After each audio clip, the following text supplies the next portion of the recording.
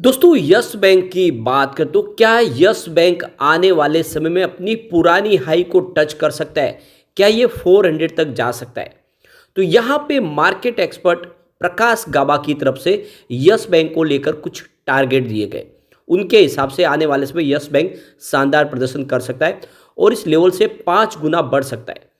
तो जो सबसे बड़ी बात है कि यस बैंक के स्टॉक में गिरावट हुई, उसके पीछे वजह रही राणा कपूर। तो राणा कपूर ने जो बहुत सारे घोटाले किए, आखिरकार में यस बैंक डूब गई और आरबीआई ने इसको फिर से दूसरी बैंकों की मदद से खड़ा किया, जिसमें एसबीआई का सबसे बड़ा सहयोग रहा।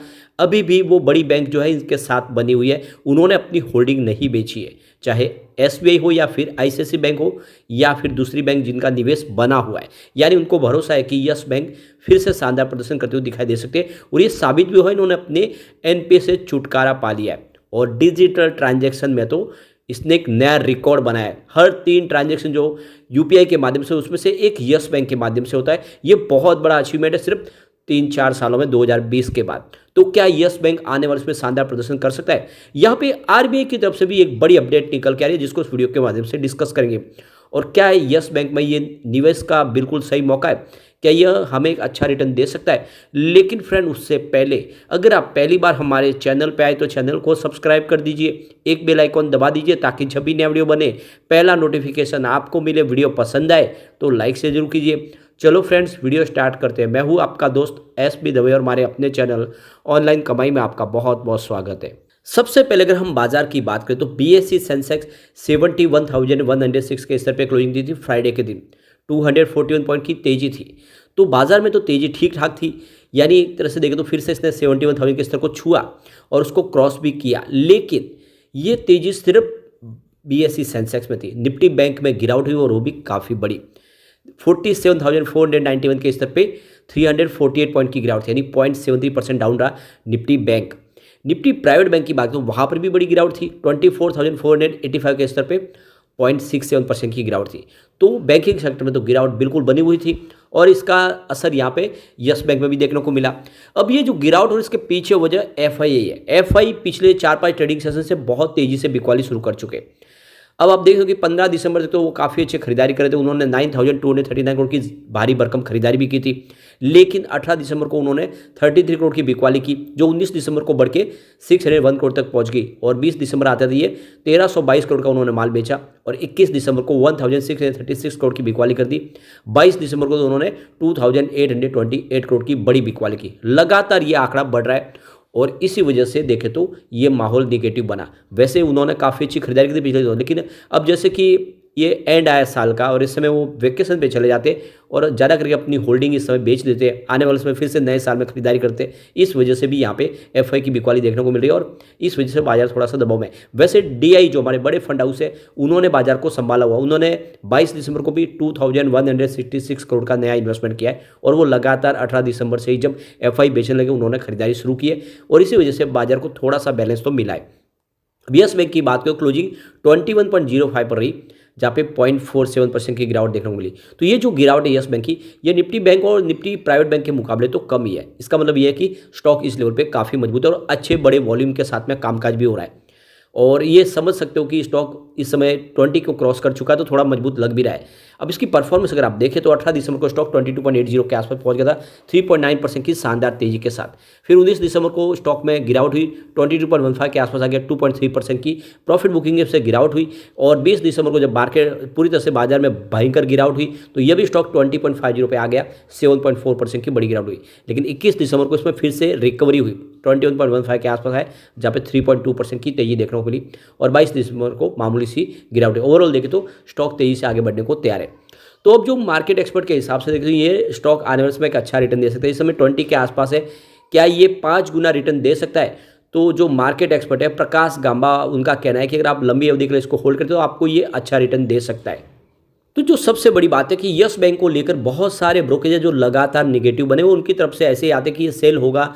इसके जो टारगेट भी नीचे के देते हैं, आप देख ही सकते हो। बहुत सारे ब्रोकरेज हाउस है जो हमेशा रिजल्ट अच्छे आने के बाद भी कहते हैं कि यस बैंक का स्टॉक नहीं दौड़ेगा और इस वजह से भी थोड़ा सा माहौल निगेटिव बनता है। रिटेल इन्वेस्टर इसमें फंस के अपने शेयर बेच देते हैं और ये शेयर होल्डिंग पैटर्न में भी बिल्कुल दिखाई दे रहा है कि रिटेल इन्वेस्टर ने ही बिकवाली की है और इसी वजह से उनको लगता है रिटेल इन्वेस्टर को ये आने वाले समय 100 का टारगेट शायद नहीं छुएगा।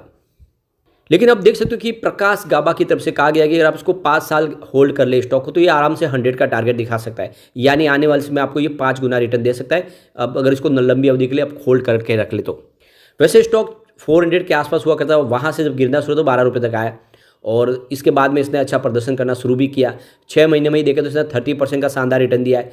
और आप देखिए 5 से 6 साल पहले इसकी जो प्राइस थी 400 के आसपास थी और फिर बैंक के अंदर जो प्रॉब्लम हुई उसकी वजह से इसकी प्राइस नीचे आई, गिरावट हुई।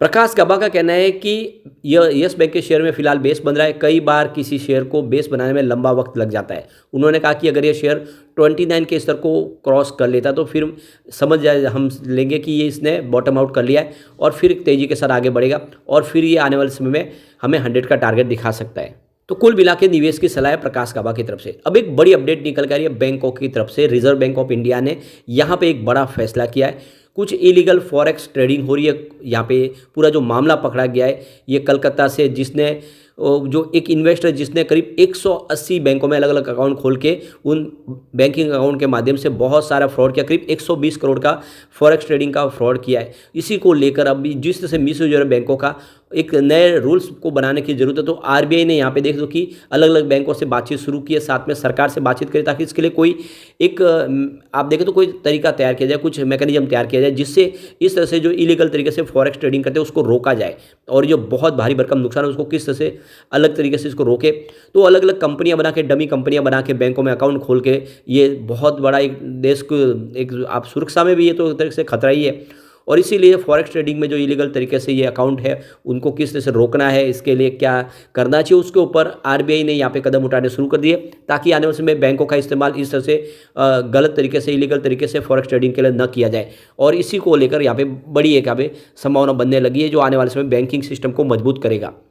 अब यहाँ पे यस बैंक की बात करें, इसने बिजनेस में तो हमने काफ़ी अच्छे प्रदर्शन को देखा ही है। आप देख सकते हो इसका रेवेन्यू लगातार बढ़ रहा है। दिसंबर 2022 में जहाँ पे 5874 करोड़ के आसपास था, जो सितंबर 2023 में बढ़ के 6714 करोड़ के आसपास पहुँच गया।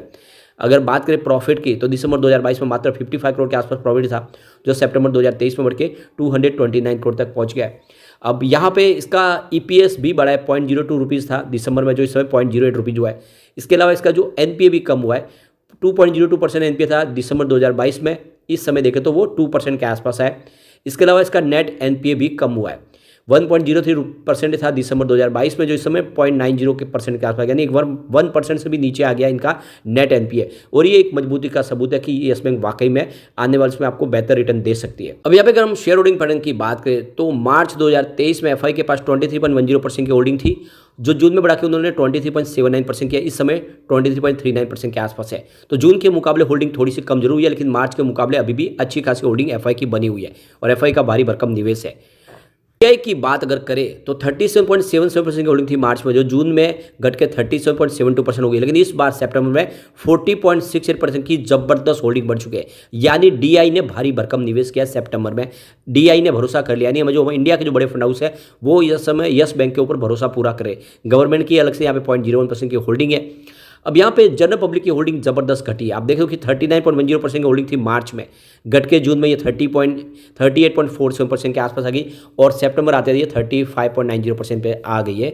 तो ये क्लियरली समझ में आ रहा है कि जनरल पब्लिक को बेवकूफ़ बना के उनके शेयर लिए जा रहे हैं, वो सारे के सारे शेयर FIDI के पास जा रहे हैं, वो जम के खरीदारी कर रहे, लगातार सेल के टारगेट देते हैं और ऐसे में भ्रमित होकर जो रिटेल इन्वेस्टर वो शेयर बेच रहे हैं और प्राइस बढ़नी शुरू हुई है। तो जब शेयर की प्राइस बढ़ेगी तो उनके पास शेयर नहीं होंगे और इसीलिए मैं कहता हूँ कि यस बैंक में लॉन्ग टर्म का निर्णय लेके आप इसमें खरीदारी कर ले, आने वाले समय यस बैंक आपको माला माल कर देगा। लेकिन फ्रेंड, कोई भी इन्वेस्टमेंट करने से पहले अपने फाइनेंशियल एडवाइजर से बारे ले ले या अपना खुद का रिसर्च करें, क्योंकि मैंने वीडियो आपके एजुकेशनल पर्पज के लिए ही बनाया। वीडियो पसंद आए तो लाइक से जरूर कीजिए और चैनल को सब्सक्राइब कर दीजिए। Thank you.